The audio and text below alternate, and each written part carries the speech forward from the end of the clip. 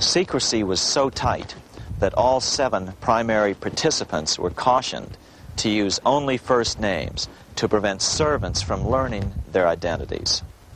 Years later, one participant, Frank Vanderlip, president of National City Bank of New York and a representative of the Rockefeller family, confirmed the Jekyll Island trip in a February 9, 1935 edition of the Saturday Evening Post. The participants came here to figure out how to solve their major problem, how to bring back a privately owned central bank. All the participants knew that these problems could be hammered out into a workable solution. But perhaps their biggest problem was a public relations problem, the name of the new bank. That discussion took place right here in this room, one of the many conference rooms in this sprawling hotel, today known as the Jekyll Island Club Hotel.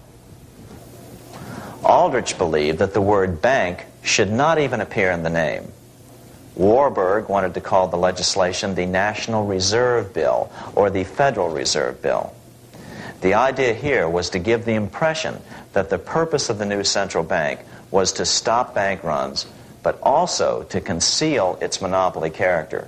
After 9 days at Jekyll Island, the group dispersed. The new central bank would be very similar to the old Bank of the United States. It would be given a monopoly over U.S. currency and create that money out of nothing. Like the pharaohs of ancient Egypt who built their empire with the help of a grand vizier, Queen Elizabeth II also has a grand vizier, serves as her most trusted advisor.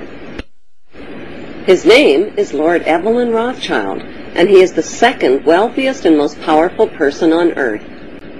He is also Lord of the world's financial capital, the city-state of London.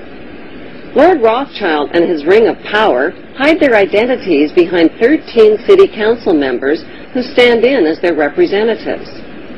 On November 30th, 2000, Lord Rothschild, now in his 70s, got married in London to a wealthy Zionist businesswoman named Lynn Forrester. The couple then jetted to Washington and spent their wedding night in the White House. Just how rich and powerful is Lord Evelyn Rothschild? Historically, the Rothschild family wealth was hidden in underground vaults.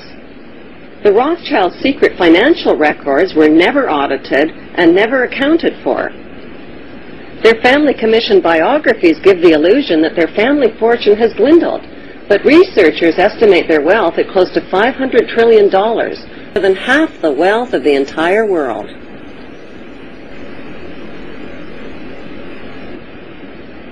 Besides their many castles, palace mansions, wineries, racehorses, and exotic resorts, the Rothschilds bought Reuters in the 1800s. Reuters then bought the Associated Press, which selects and delivers the same news stories to the entire world, day after day. They have controlling interest in 3 major television networks and easily avoid media attention since they own it. Until recently, they owned and operated England's Royal Mint and continued to be the gold agent for the Bank of England, which they also direct. They control the LBMA, London Bullion Market Association, where 30 to 42 million ounces of gold worth over $11 billion are traded daily. The Rothschilds earn millions weekly just on transaction fees alone. They also fix the world price of gold on a daily basis and profit from its ups and downs. Over the centuries, the Rothschilds have amassed trillions of dollars worth of gold bullion in their subterranean vaults and have cornered the world's gold supply. They own controlling interest in the world's largest oil company, Royal Dutch Shell. They operate phony charities and offshore banking services where the wealth of the black nobility and the Vatican is hidden in secret accounts at Rothschild Swiss banks, trusts, and holding companies. How did Evelyn Rothschild become the filthy rich Grand Vizier to Queen Elizabeth II and godfather of the black nobility? By birth, Evelyn Rothschild is the great-great-great-grandson of Mayor Rothschild and is passing the godfathership down to David de Rothschild.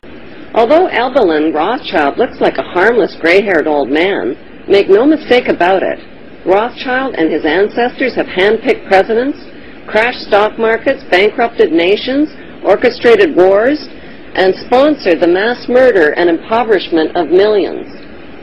The wealth hoarded by this one family alone could feed, clothe, and shelter every human being on earth.